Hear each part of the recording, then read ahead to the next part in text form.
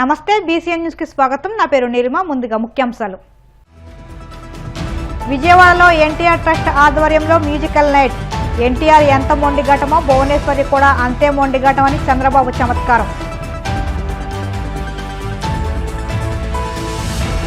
విజయవాడలో euphoria musical night కి హాజరైన పవన్ కళ్యాణ్.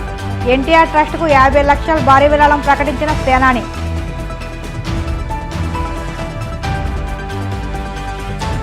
ఎన్టీఆర్ ట్రస్ట్ అంటే పేదల ముఖంలో చిరునవ్వు. విజయవాడ యుఫోరియా మ్యూజికల్ నైట్ లో పాల్గొన్న నారా లోకేష్. కూటమి పాలనలో రైతులు ఇబ్బందులు ఎదుర్కొంటున్నారన్న మాజీ మంత్రి కాకాని. రైతు భరోసా కేంద్రాలను నిర్వీర్యం చేస్తారని మండిపాటు. ఎన్టీఆర్ ట్రస్ట్ ఆధ్వర్యంలో విజయవాడలో నిర్వహించిన యుఫోరియా మ్యూజికల్ నైట్ కార్యక్రమానికి ఏపీ సీఎం చంద్రబాబు హాజరయ్యారు. ఈ సందర్భంగా ఆయన మాట్లాడుతూ తలసేమియా బాధితులకు సహాయం చేసేందుకు ఈ కార్యక్రమం ద్వారా నిధులు సేకరించాలన్న ఎన్టీఆర్ ట్రస్ట్ మేనేజ్మెంట్ను సిబ్బందిని అభినందిస్తున్నామని తెలిపారు. ఈ మ్యూజికల్ నైట్ కార్యక్రమాన్ని చూసిన తర్వాత NTR trust managing trustee Nara భువనేశ్వరిపై మరింత నమ్మకం పెరిగిందన్నారు. హెరిటేజ్ను సమర్థవంతంగా నడిపించడమే కాకుండా ఎన్టీఆర్ ట్రస్ట్ను కూడా సమర్థవంతంగా నడిపించే శక్తి ఆవిడకు తండ్రి నుంచి వచ్చిందని వివరించారు. ఎన్టీఆర్ ఎంత మొండిఘటమో భువనేశ్వరి కూడా అంతే మొండిఘటమని చంద్రబాబు చమత్కరించారు. ఈరోజు ఒక మంచి కాస్ కోసం ఈ కార్యక్రమాన్ని ఏర్పాటు చేశాం. నేను దానికంటే ఎక్కువ ఆనందపడుతున్నా. ఇన్ని వేల మందిలో సేవాభావాన్ని రగిలించడానికి ఈ రోజు ఈ కార్యక్రమం ఉపయోగపడే పరిస్థితి వచ్చింది. సేవాభావం వస్తే అక్కడి నుంచి కార్యక్రమాలు ఆటోమేటిక్ గా జరిగే పరిస్థితి వస్తుంది. ఈ రోజు యుఫోరియా మ్యూజికల్ నైట్ పెట్టారు. ఎగ్జాక్ట్ గా 28 సంవత్సరాలైంది. నాకు ఇప్పటికి కూడా జ్ఞాపకం. 11 సంవత్సరంలో స్వరవేద కార్యక్రమం ఆ రోజు గచ్చిబౌలిలో పెట్టాం. ఆ తర్వాత ఈ కార్యక్రమాన్ని రెండో కార్యక్రమం కింద ఈ కార్యక్రమాన్ని తీసుకున్నారు. ఆ రోజు ఈ రోజు మీరు చూస్తే ఒక పక్కన శివమణి అప్పుడు వచ్చాడు, ఈ రోజు కూడా వచ్చాడు. చాలా సంతోషం. ఈ రోజు మీరు ఇక్కడ పనిచేసిన వాళ్ళు చూస్తే తమన్ గారిని మనస్ఫూర్తిగా అభినందిస్తున్నాను. ఒక్క రూపాయి కూడా తీసుకోకుండా నా వంతు కర్తవ్యంగా ట్రస్ట్ కు పనిచేస్తానని ముందుకొచ్చారు. వారి స్ఫూర్తికి మనస్ఫూర్తిగా ధన్యవాదాలు. ఒక మంచి పని ఉంటే వ్యక్తులు ఏ విధంగా స్పందిస్తారంటే, ఇప్పుడే మా మిత్రుడు పవన్ కళ్యాణ్ గారు 1 లక్ష రూపాయలు టికెట్ తీసుకోకుండా 50 లక్షల రూపాయలు ట్రస్ట్ కు విరాళంగా ఇచ్చాడంటే ఒక మంచికి తన వంతు బాధ్యతగా ముందుకొచ్చాడు. ఆయన్ను కూడా మనస్ఫూర్తిగా అభినందిస్తున్నా. ఎన్టీఆర్ మెమోరియల్ ట్రస్ట్ ఒక ప్లాట్ఫామ్ మాత్రం. మీరిక్కడే ఇవ్వాలని లేదు. బసవతారకం కూడా ఒక ప్లాట్ఫామ్ మాత్రమే. కానీ మీరు మాత్రం సేవా కార్యక్రమాల్లో జీవితాంతం ఉండాలని మరొక్కసారి విజ్ఞప్తి చేస్తున్నాను. మీ సంపాదనలో కొంత భాగం సేవా కార్యక్రమాలు వెచ్చించి మీ జీవితాల్లో సార్థకత చేసుకోవాల్సిన అవసరం ఉంది. డబ్బులు సంపాదించడం ఎంత ముఖ్యమో ఆ డబ్బుల్ని మీనింగ్ఫుల్ గా ఖర్చు పెట్టడం కూడా అంతే ముఖ్యం. దానికే పిలిపిస్తున్నా. ఆ పిలుపునందుకుని మనమందరం కూడా మానవతా దృక్పథంతో ముందుకు పోవాల్సిన అవసరం ఉంది. ఆరోగ్యం, విద్య, విపత్తు సాయం, స్కిల్ డెవలప్మెంట్, మహిళా సాధికారిత ఇలాంటి కార్యక్రమాలు అనేక కార్యక్రమాల్లో దూసుకెళ్తున్నాం. ఇదే సమయంలో ఇంకొక విషయం మీరు చూస్తే నాంది ఫౌండేషన్ పెట్టాం. నేను అమెరికాకు పోయి అమెరికాలో ఎన్ఆర్ఐస్ అందరూ కలిసి మేము కూడా రాష్ట్రానికి సేవ చేయాలి, తెలుగు జాతికి సేవ చేయాలి. గవర్నమెంట్లు ఎప్పుడైనా పోయినప్పుడు ఇబ్బందులు వస్తాయి, ఒక మార్గం చూపేమంటే నాంది ఫౌండేషన్ పెట్టి ఆ రోజు డాక్టర్ రెడ్డిస్ ల్యాబొరేటరీస్ చైర్మన్ ని దానికి చైర్మన్ గా పెట్టాం. ఆ తర్వాత ఆయన చనిపోయేటప్పుడు అదే పనిగా ఆనంద మహేంద్రకు చెప్పి, ఇది నాకు చంద్రబాబు నాయుడు గారు అప్పచెప్పారు, నేను దీనిని మీకు అప్పచెప్తున్నాను, ఇది దేశ సంపద, భవిష్యత్తులో జాగ్రత్తగా చూసుకోమని ఆ రోజు రెడ్డి గారు ఆనంద మహేంద్రకు అప్పచెప్పారు. ఈ రోజు నాందిని మీరు చూస్తే ఒక నేషనల్ ఎన్జిఓగా తయారైంది. బసవతారకం ఒక బ్రహ్మాండమైన ఇన్స్టిట్యూట్ గా తయారైంది. ఒక ఎన్టీఆర్ మెమోరియల్ ట్రస్ట్ ఈ రోజు ఈ విధంగా సక్సెస్ అయ్యే పరిస్థితికి వచ్చింది. నేను గర్వపడుతున్న ఇద్దరిని చూసి. బాలకృష్ణ తల్లి పేరుతో వైద్య సేవలు అందిస్తున్నాడు. భువనేశ్వరి తండ్రి పేరుతో ఎన్టీఆర్ మెమోరియల్ ట్రస్ట్ రన్ చేస్తున్నారు. ఆ పుణ్య దంపతులకి దక్కిన ఏకైక గౌరవం ఇది. మరొక్కసారి ఆ పుణ్య దంపతులు తలుచుకోవాల్సిన బాధ్యత మనందరి పైన ఉంది. మంచి మనసుండే మనుషులు మన దగ్గర లేకపోయినా వాళ్ళ ఆశయాలు మన దగ్గర ఉన్నాయి, వాళ్ళ సంకల్పం మన దగ్గర ఉంది.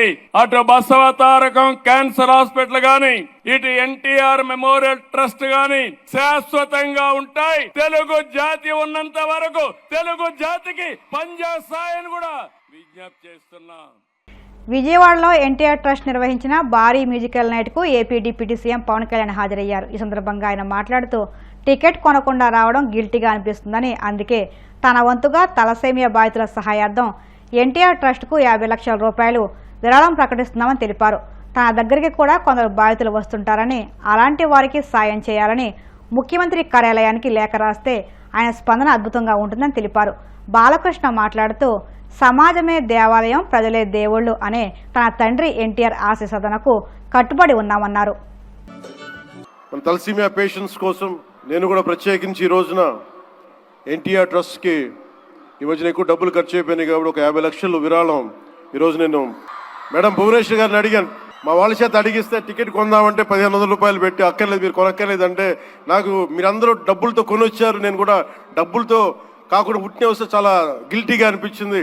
అందుకని భువనేశ్వరి మేడంకి నేను త్వరలోనే ఒక 50 లక్షల రూపాయలు తలసేమియా పేషెంట్స్ కోసం ప్రత్యేకించి పంపిస్తానని తెలియజేసుకుంటూ మీ అందరికీ నా ధన్యవాదాలు తెలియజేసుకుంటూ, అనునిత్య సమాజ హితం కోసం మా వంతు కృషి చేస్తున్నాము, చేస్తూనే ఉంటాము.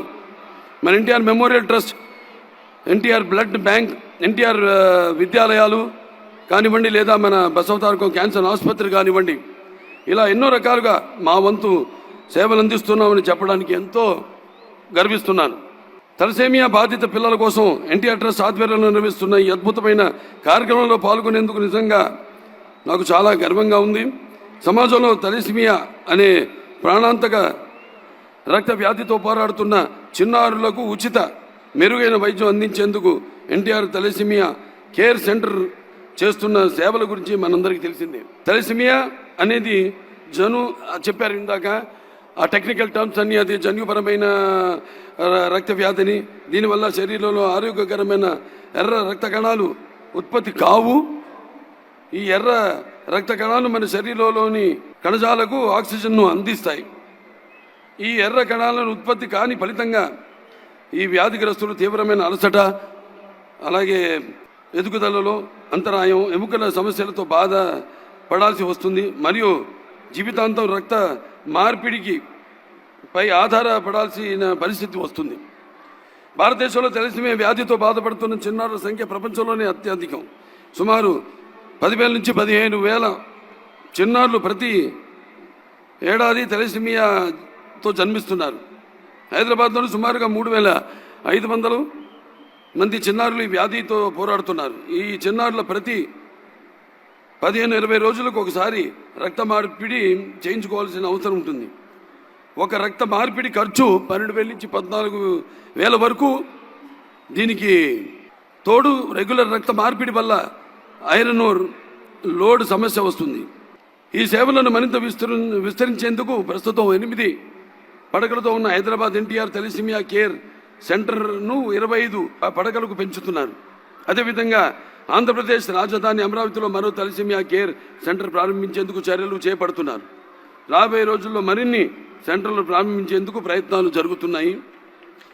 ఇందుకోసం ప్రతి ఒక్కరు ముందుకు వచ్చి తమ వంతు సహాయ సహకారాలు అందించగలరని ఈ సభాముఖంగా విన్నవించుకుంటున్నాము. మీ అందరి సహాయ సహకారాలతో ఎన్టీఆర్ ట్రస్ట్ ద్వారా ఎంతో నిబద్ధతతో ప్రతి తలసేమియా బాధిత పిల్లలకు అవసరమైన చికిత్స అందించేందుకు మేము నిరంతరం కృషి చేస్తున్నాము. స్వర్గీయ ఎన్టీఆర్ స్ఫూర్తి, చంద్రబాబు ఆలోచన, భువనేశ్వరి ఆచరణే ఎన్టీఆర్ ట్రస్ట్ అని మంత్రి నారా లోకేష్ అన్నారు.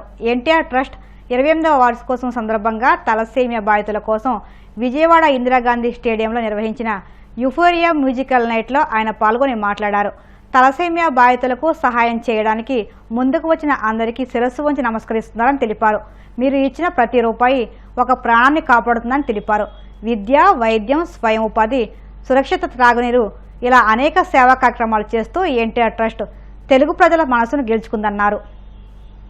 ఇక్కడున్న మీ అందరు తెలుసు 226 రోజులు 3132 కిలోమీటర్లు నేను పాదయాత్ర చేశా.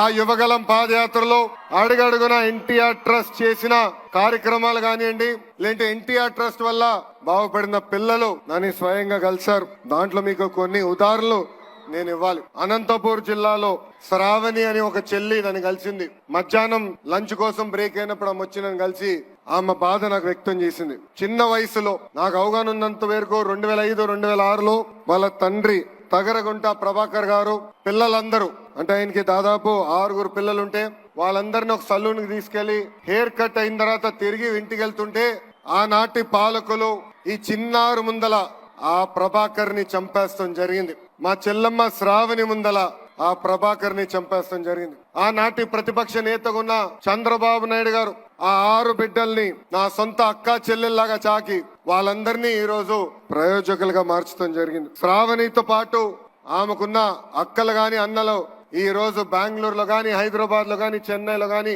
ఐటీ రంగంలో అద్భుతంగా ముందలుకెళ్తున్నారు. అదే విధంగా అదే అనంతపూర్ జిల్లాలో మౌనికాని కూడా కలిసా. మౌనిక తండ్రి శ్రీనివాస్ గౌడ్ ని కూడా ఫ్యాక్షన్ దాడిలో చంపేస్తే మౌనికాని ఆమె చెల్లి నాగమణిని కూడా చదివించింది గౌరవనీయులు చంద్రబాబు నాయుడు గారు. నాకు ఇప్పుడు కూడా బాగా గుర్తు, ఇంట్లో ఎప్పుడు ఎన్టీఆర్ ట్రస్ట్ గురించి ఆయన మాట్లాడేవారు, స్కూల్ గురించి మాట్లాడేవారు. ప్రత్యేకంగా ఆయన మేనేజింగ్ ట్రస్టీగా ఉన్నప్పుడు స్కూల్ కి వెళ్లి పిల్లలకి కౌన్సిలింగ్ ఇచ్చేవారు. నేను అడిగేవాడిని, నాకు మీరు అంత సమయం ఇవ్వట్లేదు కానీ అక్కడున్న పిల్లలకి అంత సమయం ఎందుకు ఇస్తున్నారని. అప్పుడు ఆయన ఒక మాట చెప్పారు, ఫ్యాక్షన్ లో ఎవరన్నా చనిపోతే కుటుంబ సభ్యులందరూ ఒక ప్రతిజ్ఞ తీసుకుంటారు, చంపినోళ్ళని తిరిగి చంపాలని. ఆ దానికి నేను ఫుల్ స్టాప్ పెట్టాలనుకున్నాను, అందుకే ఆ పిల్లలకి నేను స్వయంగా కౌన్సిలింగ్ ఇస్తున్నానని చెప్పిన వ్యక్తి చంద్రబాబు నాయుడు గారు. ఒక మంచి కార్యక్రమం తలబెడితే ఇన్ని వేలాది మంచి మనుషులు కదిలి రావడం, ఇన్ని మంచి హృదయాలు స్పందించటం గొప్ప విషయం. సమాజంలో మంచి మిగిలే ఉంది, మంచి పనికి ఎప్పుడు మద్దతు ఉంటుంది అని ఇక్కడికి వచ్చిన మీరందరు ఇక్కడికి వచ్చి నిరూపించారు. మీ అందరికీ నా శిరస్సు వంచి నమస్కారాలు తెలియజేస్తున్నాను. ఒక చారిటీ ప్రోగ్రాం కోసం ఇంత మంచి మనసుతో ఇంతమంది ఇక్కడకు వస్తారని నేను ఎప్పుడు ఊహించలేదు. నేను అనుకున్న దానికంటే గొప్ప స్పందన వచ్చింది. మీ స్పందనతో మా ట్రస్ట్ కి చాలా ఎంకరేజ్మెంట్. ఈ స్పందన చూసి మాకు ఇంకా సేవా కార్యక్రమాలు సమాజానికి చేయాలని మీరు ఇచ్చే ధైర్యం, ప్రోత్సాహం ఇవ్వాల. కూటమి పాలనలో రైతులు అనేక ఇబ్బందులు ఎదుర్కొంటున్నారని మాజీ మంత్రి కాకాని గోవర్ధన్ రెడ్డి ఆరోపించారు. నెల్లూరులో ఆయన మీడియాతో మాట్లాడుతూ రైతులను దళారులు దోచుకుంటుంటే ప్రభుత్వం చోద్యం చూస్తుందని ప్రశ్నించారు. అన్నదాతలపై ముఖ్యమంత్రి చంద్రబాబు పగ పెంచుకున్నారని, గతంలో 14 ఏళ్లు సీఎంగా ఉన్న చంద్రబాబు 54 ప్రభుత్వ సంస్థలను ప్రైవేట్ పరం చేశారని దుయ్యబట్టారు. జగన్ తీసుకొచ్చిన రైతు భరోసా కేంద్రాలను చంద్రబాబు నిర్వీర్యం చేశారని విమర్శించారు. జగన్కు పేరు వస్తుందనే ఇలాంటి కుట్రలకు పాల్పడుతున్నారని ధ్వజమెత్తారు. 10 మందికి అన్నం పెట్టేటువంటి అన్నదాత మీద చంద్రబాబు నాయుడు పరిపాలన కత్తి కట్టేటువంటి విధంగా, కక్ష తీర్చుకునేటువంటి విధంగా ఉంది తప్ప ఎక్కడ కూడా అన్నదాతలను ఆదుకోవాలనేటువంటి కనీస ఆలోచన లేకపోవడం అనేటువంటిది దురదృష్టకరమైనటువంటి విషయం. ఈరోజు రైతులను పట్టించుకోకుండా నిర్లక్ష్యం ప్రదర్శించడంతో పాటు ఇచ్చినటువంటి ఒక్క హామీ కూడా నిలబెట్టుకోకుండా రైతులని అనేక రకాలైనటువంటి ముప్పతిప్పలకి గురి చేసేటువంటి పరిస్థితి. పంటలకి గిట్టుబాటు ధర లేదు.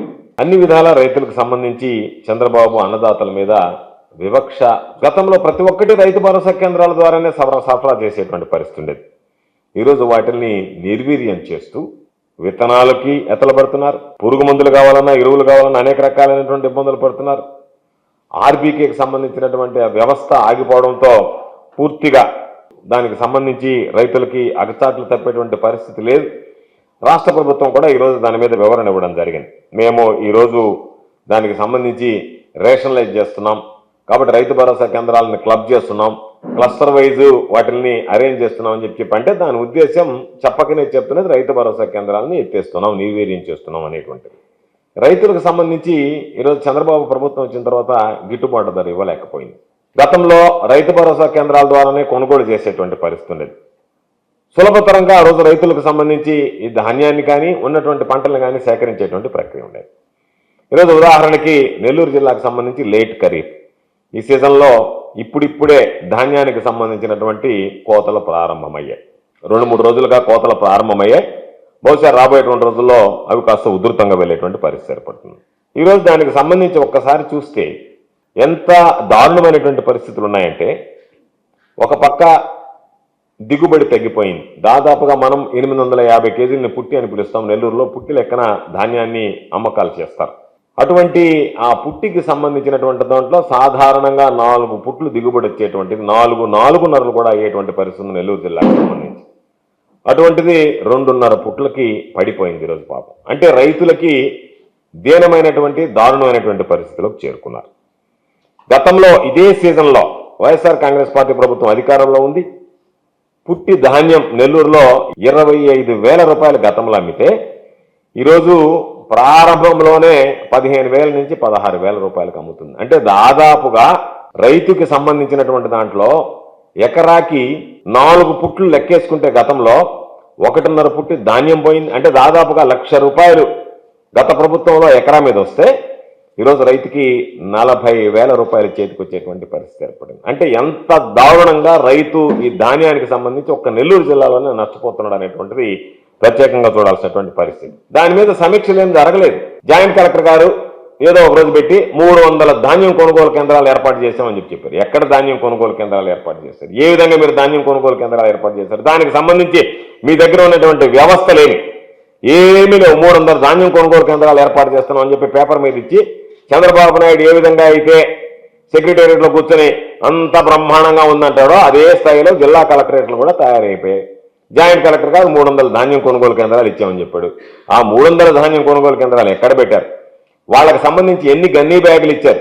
ఎంతమంది లేబర్ సౌకర్యం ఏర్పాటు చేశారు? ట్రాన్స్పోర్ట్కి సంబంధించి దాన్ని తరలించడానికి ఎటువంటి రవాణా ఏర్పాటు చేశారు? ఏమీ లేదు. మాట మాత్రం 300 ధాన్యం కొనుగోలు కేంద్రాలు ఏర్పాటు చేసేసామని చెప్పి చేతులు తుడుచుకుని వెళ్ళిపోవడం తప్ప ఎక్కడా దాని మీద చిత్తశుద్ధి లేదు. దానికి సంబంధించి ఈరోజు పాపం రైతులను ఆదుకోవాలనేటువంటి ఆలోచన లేదు. రైతులు ఈరోజు కంటికి కడిబడి వచ్చేటువంటి. ఇప్పుడు కాసేపు ప్రకటనలు.